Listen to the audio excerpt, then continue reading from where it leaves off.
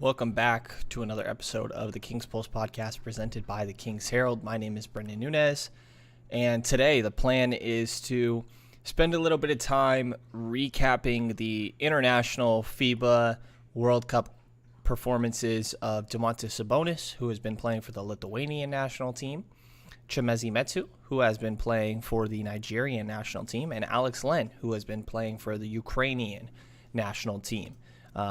I've been watching all of these games. Some of them are a little bit of an easier watching experience than others, that's for sure. But been getting through these to kind of see how some of the guys that Sacramento has on their roster are performing in these international competitions. And it's only going to be myself today. We'll see how long I actually end up running here for. And I will say at the very beginning, I've actually been doing live streams of these games and running for about 3 or 4 hours a day. I think I've gone 4 days in a row now watching some of these games. I figured I'm watching the film. I might as well stream it and let some of you guys watch as well and maybe participate. And it's fun streaming and somewhat building a community, and interacting with people in the process of watching games that I would watch anyways. It makes it a lot more watchable for me. Sitting there going through some Ukraine games is a whole lot easier when I have a chat to interact with instead of just having to watch Alex Len Ukraine games by myself. I'm not going to lie. So the plan today, again, is to go through these 3 different players. And I think the one to start with is just pretty easily Domantas Sabonis. He's obviously the highlight of not only Sacramento's normal roster, but also all of their players who are playing in the World Cup. And I will say at the beginning, I did really try to understand what's going on with these World Cup qualifiers and who's playing for what purpose and what games need to be won in order to qualify for the World Cup. And it's a lot. You can try to read into it, and if you have some sort of understanding, please let me know, but it is tough. So I have a pretty poor gauge, to be honest, on what games mean what. Actually, there's one other player that I'm going to mention as well is totally Neemias Queta. I don't know how I ended up sleeping on that and didn't include him accidentally in this banner that I have going on in this overlay as well. But that is absolutely one of the other players that we're going to be talking about here as well. He's been playing for Portugal, and he's an important one to touch on here as well. He's actually one of the more entertaining games to watch compared to some of these other ones. Like I said, Ukraine is probably the toughest one to actually sit down and power through. But yeah, Neemias Queta will be in here as well, who again has been playing for Portugal. So the plan is to start with Domantas Sabonis. And Domantas Sabonis has been playing for the Lithuanian team, obviously, and he's playing alongside Jonas Valanciunas. And Sabonis, I guess you would say, is the 4 between that pairing. Offensively, Sabonis has been as expected. We only got 15 games of him as a member of the Sacramento Kings, which is something I've also been watching on the live stream, by the way, kind of slowly getting through the 15 different games that he's played as a member of the Kings, and you get a taste for the lack of spacing and hopefully gives an idea of what an improved spaced lineup will look like going into next season.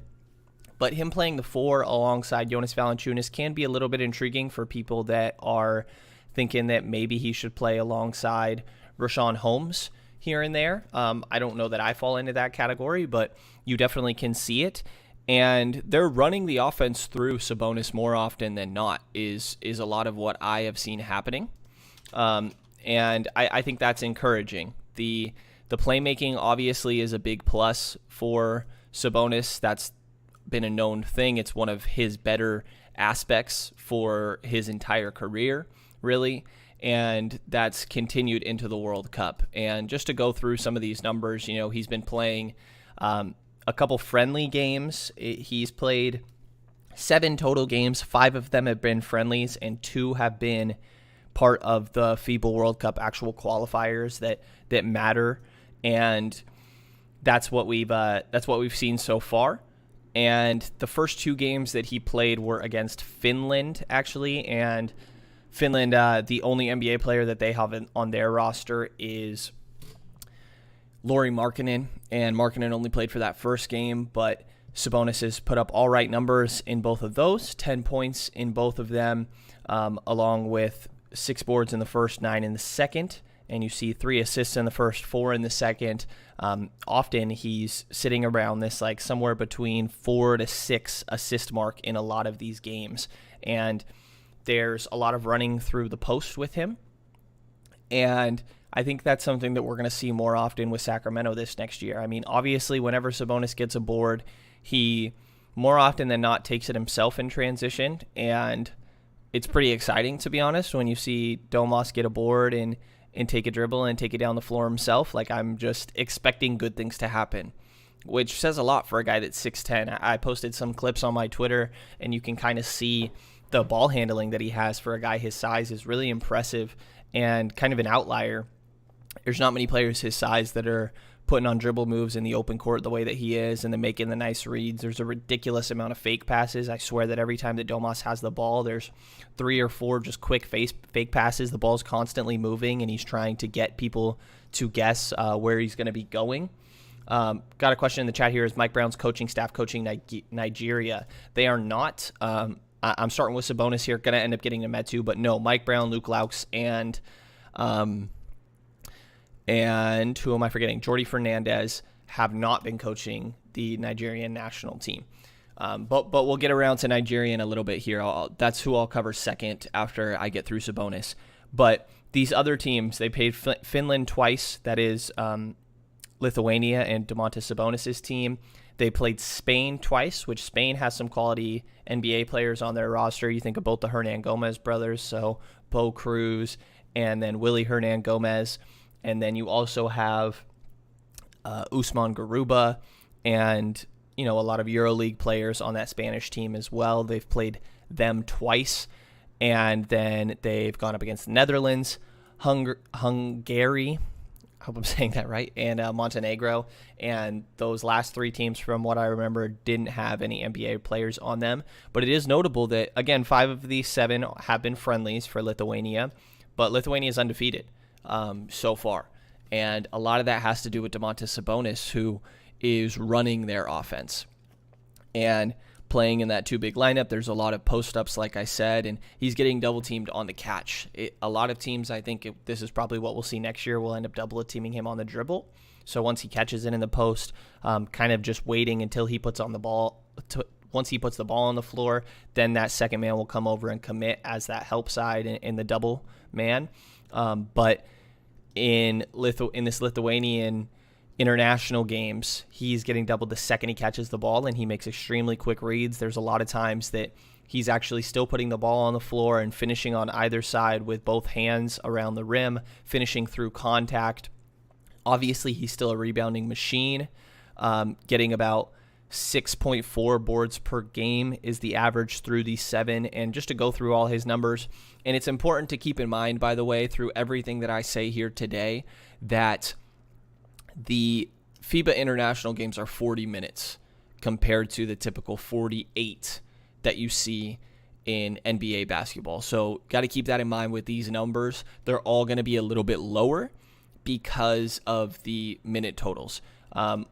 Also in the chat here, we got 999 Shill. What's up, Brendan? What's up, man? Appreciate you coming on here. Anybody that happens to be listening to the recording, I'm also doing a live stream of this, and there's always video versions of these podcasts as well available on YouTube, and that's King's Pulse, and then on Twitch it's Brendan NBA. And happy for you guys to hop in these live streams and be interacting with me back and forth and throwing questions my way. It's a good time for sure. So Domantas Sabonis' averages, again, 40 total minutes in these games. He's actually only averaging 24 minutes per game, which you're going to see later, like Keita and Metu average a lot higher numbers there.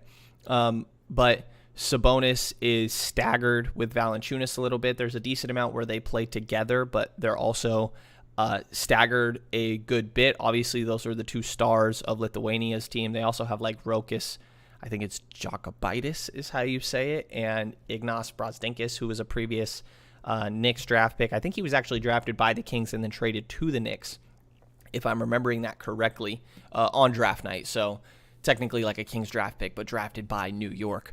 And yeah, Sabonis, I mean, just running the offense through him. In those 24 minutes, he's averaging 11.7 points on 68.6% from the field. That 68.6% is super impressive. His field goal percentage, he's been ridiculously efficient. And then obviously the rebounding that I mentioned, 6.4 per game. 1.7 of those have been offensive. There's not many blocks that you're getting from Sabonis, obviously, in these 7 games. We've only seen 3 total. Steals as well, you've only seen 2. Not all too many turnovers. There are actually 3 of the 7 games. To be fair, he does have 4 turnovers in 3 of these 7 different games. But outside of that, there's 1 with 0 and the other ones have 1. And again, he is like the primary creator for this Lithuania team. The offense is primarily running through him, it feels like, in Valanciunas as well, but Sabonis kind of feels like the feature player here. And he's done a phenomenal job setting up guys. You know, it's kind of been as expected for Domas in my mind. There is the transition play, there's post-ups, there's great passing. The defense, they're doing a lot of showing with him or even switching him on the perimeter. At times he's in a drop. He's not phenomenal at it. You know, I think that this has been the thing with Lithuania's team is that, yes, they have these 2 very talented big men offensively. Defensively, neither one of them is exactly difference makers. You know, I think that there's been times that guys have posted up Domantas Sabonis and had relative success, considering that they're not exactly NBA players more often than not. And his rim protection is just okay. You know, he does a good job moving his feet on the perimeter, but I think it's more so a lesser of 2 maybe not ideal options. You know, Sabonis isn't the greatest defender, which is kind of as expected, right? The one thing that stood out the most, he's only attempted 1 3 in these 7 games. I think I tweeted earlier that he actually attempted 0, and I guess that's wrong here as I pull up this numbers. There is 1, and that was the very first game that he played on the 10th of August against Finland. I don't remember that triple. Didn't go down for what it's worth, but that was one of the things that surprised me the most with Sabonis when he came to Sacramento last year. I was like, man, this guy just never shoots face-up jumpers. You know, like even from the elbow when he catches it, if he's open there, here and there. But I just went through and watched all his made field goals in preparation for this recording. And again, I had already seen these games. I don't believe, unless I'm slightly remembering wrong, and if I am, there's maybe 1 or 2, but I don't think that there's a single field goal that he made that was a jump shot. There's a lot of hook shots. There's a lot of and one finishes. He's been getting to the free throw line. 3.6 a game. By the way, he's only knocked down 48% of those free throws, but of course, that is very low volume.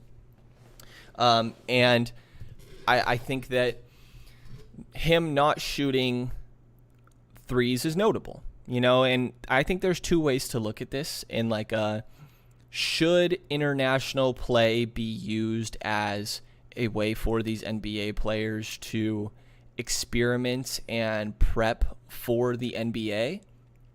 Or, since he is the star of his national team alongside Valanciunas, should he just be doing what is going to work? Because nobody's going to stop his post-ups.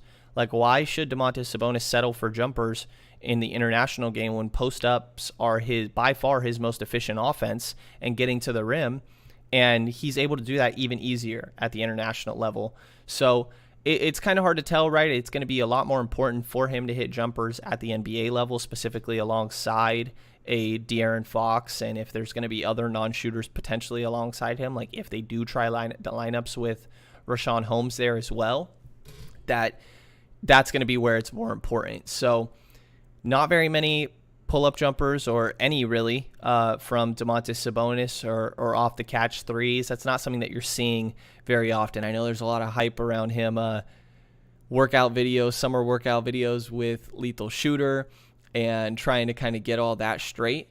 But yeah, for what it's worth, he really hasn't been putting up many jump shots. And I think that's fine. Again, I think there's two sides of it, and I don't know that it should be expected that these players are using their international games, and some of these are important games. Again, 5 of them are friendlies, but there's World Cup qualifiers in here as well.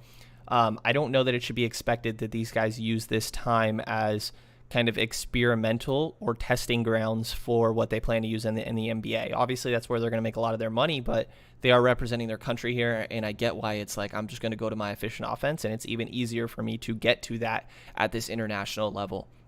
What's up, guys, in the chat here? Skimatosh and then 999 Shill. Hopefully this new scheme allows for more jumpers from Sabonis. If he can hit them, it would open up the offense even more. For sure. I think that definitely if he can, but it's a little bit of a tricky situation for kind of the reasons I think that I just laid out. It's never going to be his most efficient offense, barring some outlier growth. I think that it's still going to be better more often than not to get him back to the basket and closer to the rim. So a little bit of a give and take there that I think is something that Sacramento's going to have to kind of try to figure out how to balance. And that's still a little bit of a work in progress. But Domantas Sabonis has been as advertised for his Lithuanian national team, and that is far from a bad thing considering just how good he really just is at the game of basketball. The playmaking is super intriguing. His passing is phenomenal to watch. I enjoy it so much watching him dime up his teammates and, again, getting out in transition. So he's been phenomenal there. Moving on to Neemias Queta. And these guys still have more games to play, I believe. Again, I really struggled trying to understand the format of this FIBA basketball World Cup qualifiers, whole tournament thing going on. So my apologies there. I'm more so just giving you my opinions on what I've seen from the game so far. I don't have a great understanding of what is still to be played. When it comes to Neemias Queta, who's been playing for the Portuguese team, and by the way, these are all separated by continents, right? So Domantas Sabonis is playing against other European teams. Chimezie Metu is playing against other African teams. There is Alex Len playing against other European teams, and Neemias Queta playing against other European teams. So that's what's been going on here, just as an FYI. And in the 2 games that he has played for Portugal, Queta that is, again, these games are only 40 minutes compared to NBA's 48. Queta has averaged 24 minutes per game, 24 and a half minutes per game. And I'll actually just give you his 2 separate stat lines because averages feel a little bit weird when it's just talking about a 2-game sample size.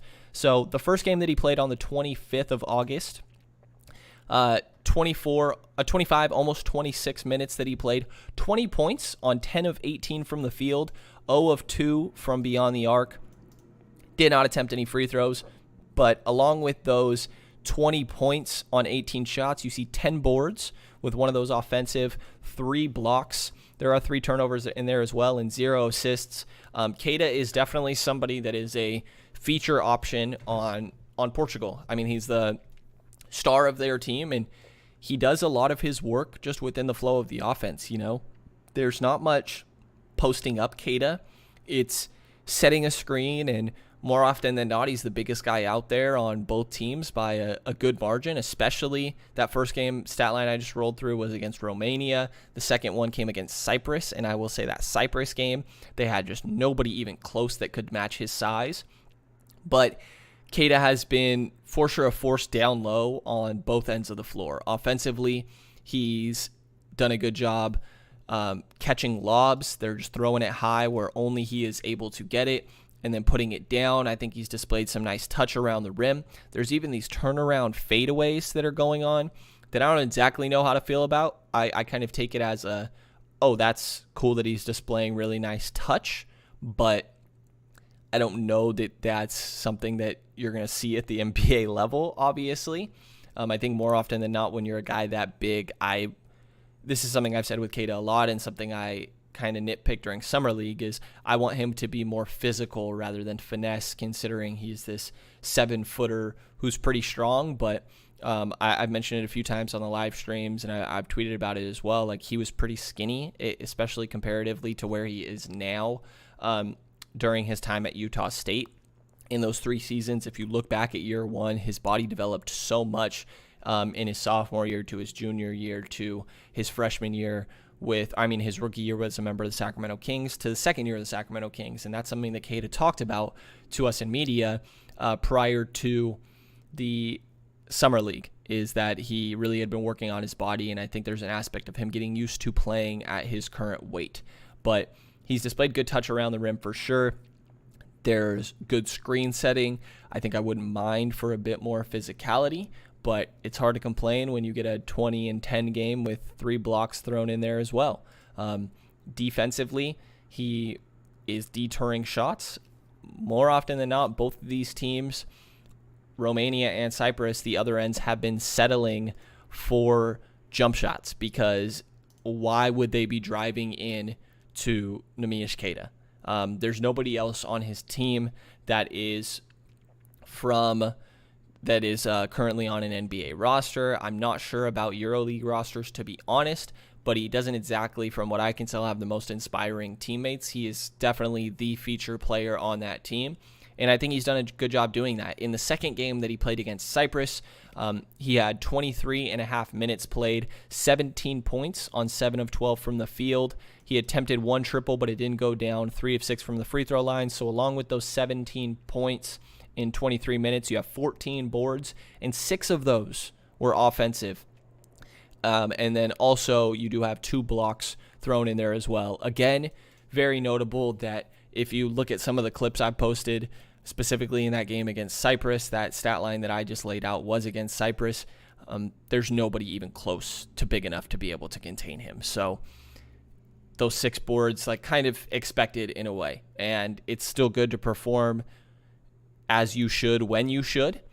So I don't want to discredit that, but it's also hard to take anything all too much from these games because of the level of competition. I've liked his screen setting. I think that his body language is something I'm going to talk about a lot with Chimezie Metu, and honestly, I've been I don't know how to feel about that, but I've liked Sabonis' body language for sure. I've liked Queta's body language, because all of these guys I'm going to be talking about are leaders of their teams, of their international teams. And I've really liked what I've seen from Queta as that seemingly leader of this roster. So the 3-point shots that he's been throwing up, he's definitely confident. I don't know that I like them. You can obviously think of that big shot he hit in the Orlando game against Paolo Banchero that was followed up by Keegan Murray knocking down that shot after the pump fake, and the guy flied by, and that sent the game into overtime. And Queta hit the big 3, and then there was the moment on the other end where Orlando shooting free throws, and Paolo Banchero came up to Neemias and was like, "You weren't supposed to hit that shot," and Nemi said, "You don't know me, bruh." So he's definitely confident from 3, and we've seen that carry over to these games with Portugal. I don't think that it's a great shot. I don't know that it's something we're going to see, especially not early on at the NBA level. I like that he's willing to take it, but he brings it really low, almost like down to his waist, if not lower, and then comes up, and it's just like this slingshot. So he's confident, but it's not exactly going down for him. He shot 3 of them, and none of them have gone in. He had 6 free throws in that game against Cyprus. Only 3 of them went down. I don't know that I'm looking at Queta as a shooter, projecting him long term. There are 3 assists in that game against Cyprus. There wasn't in the game against Romania. I think that passing has been an underrated aspect of Queta's game since he came out of Utah State, that we haven't seen all too much at the NBA level, but I think as he gets more reps and gets more comfortable and adjusted to NBA game speed and that sort of length and physicality of the game at that level, that we'll see more of that. But I think it's definitely been intriguing what we've seen from Nemi, in these 2 games.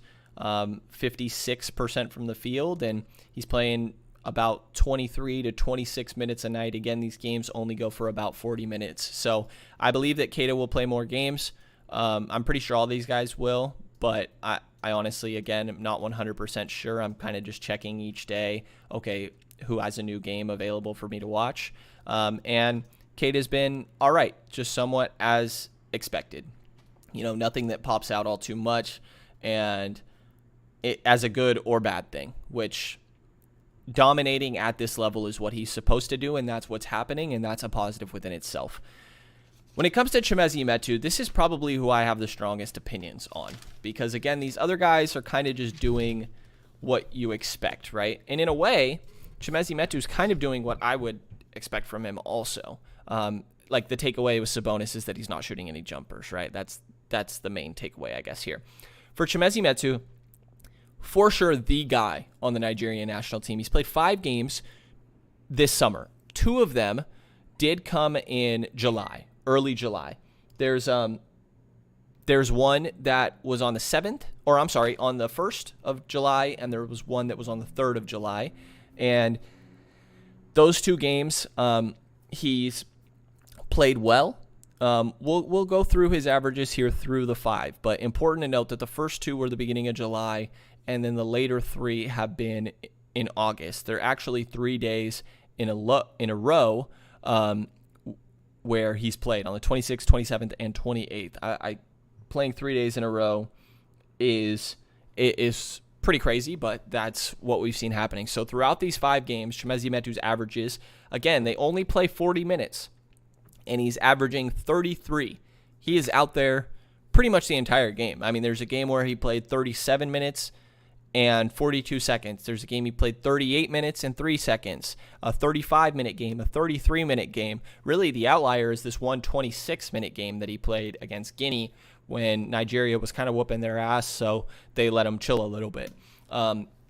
Also important to note on these Nigerian teams, as I said earlier, someone in the chat asked, there is no Mike Brown, there is no Luke Laux, there is no Jordi Fernandez. Also, on the Nigerian team, there is no Chima Moneki, there is no KZ Okpala, and so when it comes to Kings players, there's only Chimezie Metu, and even further than that, there's no Precious Achiuwa, there's no Gabe Vincent. Really, the only 2 players that we've seen on this Nigeria team has been Chimezie Metu and Josh Okogie. And neither one of those guys are someone that you want to run an offense through, but that's what Nigeria is working with. So this has been, outside of Alex Len, a pretty tough watch to watch some of these Nigeria games. And Josh Okogie actually only played in the final 2 games, so the first 3 Chimezie Metu was playing without him, and is clearly the guy on the team. He's getting up the most shots, averaging the most points per game, and at the end of the game against Angola, for example, which has Bruno Fernando on their team, and Bruno Fernando looked really good, Josh Okogie had 9 turnovers in that game, and they elected at the end of the game, we're actually just going to give the ball to Chimezie Metu and let him kind of try to go to work. I don't know that it was the most successful. My main takeaways from these Chimezie Metu games is that I haven't liked his shot selection. But again, context makes these games tough, right? Because, like I mentioned, he's the star of this team.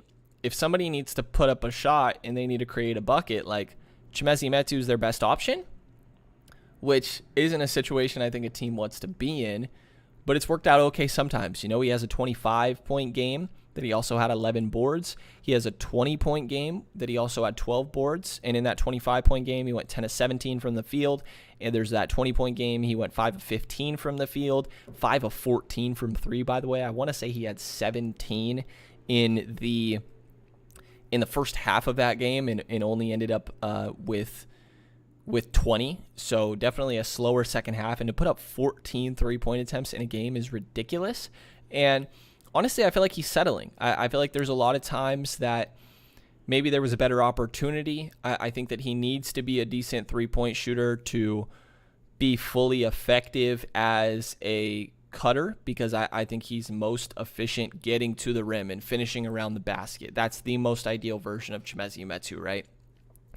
But he's got to be able to hit a shot, specifically at the NBA level, in order for defenses to close out hard. That way he can put the ball on the floor and then get to the rim and utilize his athleticism, length, and finishing ability. The shot's not going down at a great rate. I'm going to go through these numbers here. Again, in 40 total minutes, keep this in mind. He's averaging 33 minutes and 14 seconds. And then he's averaging 45% from the field, 31.4% from three on about 7 a game. The only game that he's made more than 2 triples is the game where he made 5, and that's because he put up 14, which is a crazy number again. But like I said, 16.8 points, 45% from the field, 31% from three on 7 attempts a game, and then 86% from the free throw line on 4.5 free throw attempts per game. He's been rebounding the ball well. 8.6 boards per game, with one of those on average being offensive. I will say I've wished that when a shot went up, specifically on when Nigeria is on defense, that Chimezie Metu instantly found a guy and put a body on him and started boxing out. More often than not, and this got better, I think, as games went on. I would guess that this was pointed out to him. More often than not, the shot goes up and he's looking at the ball and he's running to the rim, and he has good length and athleticism that he just jumps up, grabs it, and brings it down. I think that you can box out and then chase it afterwards, so that way you're taking away the opposing opportunity while also still giving yourself a chance, rather than, sure, you're putting yourself in a good opportunity, but you're not doing anything to limit the other player's chance. So I think, like, fundamentally, I haven't loved Chimezie Metu's game. Shot selection, I haven't loved. Boxing out, I think there's a lot of times on defense, he is their rim protector. I think just the athleticism that he has, he's playing the 4, but he might be just as big as the guy they technically have playing the 5. But often on help side, he's kind of their weak side rim protector. And he's done okay in that aspect. He has his moments. He averages a block a game through these 5. He has one game where he had 3 blocks. But I think we often see him ball watching. And again, I think it's kind of been as expected for Metu, which I don't know if is a good thing. You know, I'm somebody that honestly doesn't love Chimezie Metu. I know there's a lot of people that are fans. I have thought that his shot selection hasn't been great at times last year. I don't love his rebounding fundamentals when it comes to boxing out. I think he has the length and athleticism to go chase boards, but I think that boxing out could be an important version of that as well. And maybe that looks better when he's alongside Sabonis, where Domas can make sure to put a body on someone, and then Mezzi can be the one to go and chase it. You know, like if they strike that balance, and that's the way that Mike Brown goes about it, I could see that working. Defensively, like hypothetically, a weak side rim protector, but I think more often than not, it's like he's going for a highlight, right? I think there's often times in these streams that I'm pointing out that, man, I wish his hands were just up earlier here instead of bringing them from the bottom and swinging them up and going for this one-handed block, or he's parallel with the sideline instead of the baseline, and he's going for a block rather than just being in the right spot and kind of deterring the shot. So I think that seeing him be more consistent and maybe disciplined on the defensive end could be valuable. So the star of this team, it's hard to gauge the shot selection issues because he is the number 1 option on this team, and his point guard for the 2 latest games has been Josh Okogie, who again had 9 turnovers in a 40-minute game last time, and I really was expecting when I looked at that turnover number for it to be like 12. Like, Josh Okogie initiating an offense is not pretty, and neither is Chimezie Metu. So, like, the shot selection is just going to come with the territory when he's the number 1 guy on a team.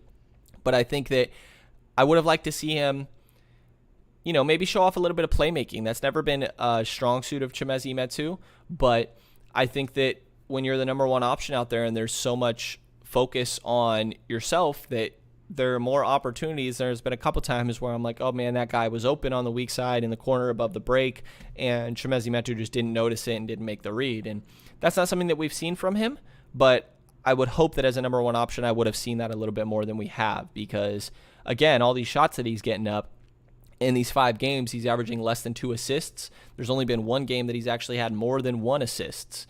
And he's had at least a turnover in every single one of these games. There's one where he had 5. There's another game where he had 3. So I think Chimezie Metu's kind of been what I expected. But I say that as somebody that honestly doesn't have the highest expectations of Chimezie Metu. So take that for what you will. And I hope you don't hate me, because I know that there's a lot of pretty big Chimezie Metu fans out there. I guess I just don't quite qualify. And personally, I think that there's a battle in my mind in training camp of like, I don't think it's a lock that Chimezie Metu makes the roster. Maybe that is not the way that the coaching staff looks at this. I definitely see the potential of Chimezie Metu and where the intrigue lies there. But he just doesn't quite do it for me. As a complementary player, I think his cutting is something that should be really intriguing and helped to be optimized and unlocked by playing alongside Domantas Sabonis. In the chat here, you see someone says the version of Metu we saw in the first half of Sabonis' game is ideal IMO. Agreed. Like playing off of Domantas Sabonis hypothetically should really benefit Chimezie Metu. So I think that this is one of the few guys that the context maybe isn't great for him.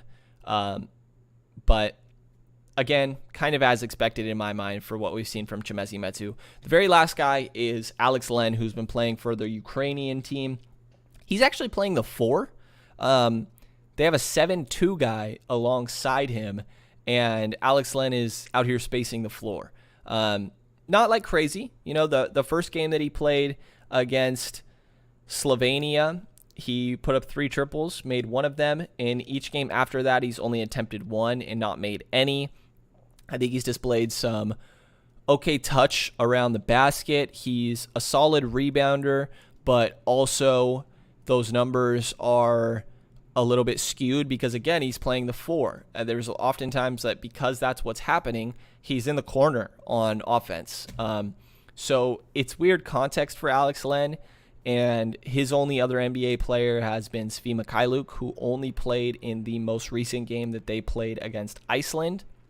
And to go through Alex Len's numbers, in these 4 games he's played, he's averaged just under 19 minutes per game. Again, only 40 total.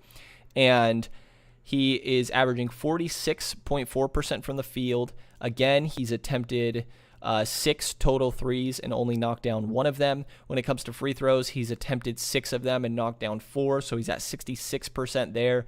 And the rebounding, like I mentioned, he's playing alongside another big, which changes these numbers for sure. But he's averaged 3.8 through these 4 games. There's a game he had 5, game he had 6, and then aside from that, he's had 2 in each of the most recent games. Some of these are offensive. He's of the 3.8, about half of them, a little less than half, have been offensive. And then there is, of course, rim protection that you're getting from Alex Len. Again, it's complicated because they're playing him at the 4. I don't think the context of the Ukrainian roster has been the kindest to Alex Len. But through these 4 games, he's managed 5 total blocks. And I just think that like Alex Len looks like he's in decent shape. I think that he obviously had a very complicated year last season, right? With everything that was going on in the world with Ukraine. There is Domantas Sabonis coming in, and therefore Rashawn Holmes goes to the backup role. There's also, obviously, Tristan Thompson was on the roster for a little while. There's still Neemias Queta. I think that there is a debate of like who should the third-string center be between Alex Len and Neemias Queta. Personally, I think that Alex Len is going to be the most productive right now. I still think that Alex Len is a solid backup in the league. I think that he looks like he's in decent shape. He can pull an occasional 3, I guess. There was 1 year in Atlanta that he shot about 2.5 a game. I want to say it was about 36% from the field. I probably shouldn't just ballpark and can pull it up real quick just to verify. But yeah, there was 1 year he shot 2.6 per game, and it was 36.3% from 3. So I guess there's a little bit of potential there, but mainly what you're getting from Alex Len is a big physical body who is a solid screen setter, who has good touch around the rim, and I think is just overall a smart player. I think he runs in a straight line a lot quicker than most 7-footers do and does a decent job getting up and down the floor. And you definitely have to play him in a drop coverage, though, right? If he's asked to move his hips all too much and try to move laterally, it's not going to go well. Switching is not something that you're going to want to do with Alex Len or showing or anything like that. And admittedly, I've only seen 2 of these Alex Len games so far in these Alex Len Ukraine games. I'm planning on getting to the other 2 today on the live stream, which again, twitch.tv/BrendanNBA. Sorry to self-plug, but I do really have a good time and would really appreciate anybody joining me on those. They're super enjoyable. I'm planning on watching Len's 2 Ukraine games, a little bit of Malik Monk's best games from last year to get a better idea of some of his scoring and playmaking and a gauge for just where he's at defensively, because some people say that he's maybe not that bad. I don't exactly know how I feel about that, so I'm going to try to get a better gauge there. And then also going to watch Domantas Sabonis' 3rd game as a member of the Sacramento Kings and going to be breaking that down. I'm doing a lot of replaying and drawing on the screen and highlighting things like that. So again, check that out later today, and I'm going to do them pretty often at twitch.tv/BrendanNBA. It's not happening on YouTube because YouTube doesn't appreciate it for copyright reasons, but definitely check that out on Twitch. I'll be watching these other 2 Alex Len games, and they honestly are the toughest watch, but that's pretty much all I have on these 4 international performances that we've seen from different Sacramento Kings players. Matthew Dellavedova has not been playing. Australian, obviously, has not been playing there. Again, no Chima Moneki or KZ Okpala playing for the Nigerian national team. I really wish that was the case. It would make that a really enjoyable experience to have 3 different Sacramento players on that roster, especially if Mike Brown was coaching. Mike Brown, Jordi Fernandez, or Luke Laux, if any of them were a part of the coaching staff, I think we could get a better feel for how maybe they want to utilize these guys. But that's where we're at. I think to go back to, I'll go through again one time the most notable thing, I think, for each one of these guys. Quick spark notes. Domantas Sabonis, in the 7 games that he has played, not taking any jumpers, but I think that's fine. He's been as advertised, a great finisher, a great playmaker, and solid moving his feet on defense on the perimeter, a lot of showing, and then a good job recovering. When it comes to Neemias Queta, he's the biggest guy out there by far, and I think he's done a good job of using that to his advantage. 20 in 10 games, I think, are kind of to be expected for Queta when he's playing teams like Cyprus and Romania, and that's what we've seen. There's good rim protection from him there as well. He's playing with a jumper. I don't love it, but there's moments. When it comes to Chimezie Metu, he's a number 1 option. I don't think it's the most ideal context for him, but he's getting shots up, and if you want to get a gauge for kind of his potential of self-creation, which I personally don't feel great about, but if you want to get a gauge for that, you can watch some of those games, and that's where Chimezie Metu's been at, in a little bit of weak side rim protection. He's very raw. I think you're either getting a highlight or a really bad play from Metu, and there's not really much of an in-between. And for somebody that's already 25, I think you would maybe hope he's a little bit further along, but it's been interesting to keep track on. When it comes to Alex Len, context has been really tough. Again, him playing the 4 is just not the most ideal, but he looks like he's in good shape, and I think that's something important for Len when he had such a complicated year last year. But that's going to do it. That's all I got for this episode, guys. Again, if there are people in the chat here, if any of you actually want to throw questions my way, I can do like a final potential slight Q&A segment. If any of you guys have questions about these international performances or anything Kings related, really, basketball related, you could ask me a random question on how I feel about some food for all I care. I don't know. If you guys have any sort of questions, definitely let me know as I start to wrap this up. But there's going to be more international games that take place, and I'm going to be streaming them. Again, twitch.tv/BrendanNBA. Hate to plug myself once again, but I do think that if I've had a lot of people ask me where can I watch these games, and I've been streaming them, and there's VODs there, and you can go back and watch those as well. I'm taking requests on what to watch as well. We've watched 2 of Kevin Huerter's his last 2 play-in games. I've been really impressed with what I've seen from him defensively and as a communicator and connective piece on offense. He actually, I didn't realize this, had the game securing, kind of iced the game in Atlanta's second play-in that they played against the Cleveland Cavaliers and cemented their spot into the postseason. Stole the inbound. Atlanta had a bad possession. Cleveland got the board, down 3 with, I want to say, 15 seconds or so. And then he stole the pass, and that is what ended up kind of securing their trip to the postseason. I've been really impressed with him on defense, but that's been some of the stuff we're watching. Someone asked, can we get the link in the chat? I did just link it there, and I'm throwing it up on the screen as well. Excuse me. Sorry about that. Throwing it up on the screen as well for anybody that might be watching this pod on YouTube that's interested in checking that out. I usually try to go a little bit later in the day because I think that's what people like. It's, somewhere between like 2 to 5 I'll start, and then go for anywhere from like 2.5 to 4 or 5 hours.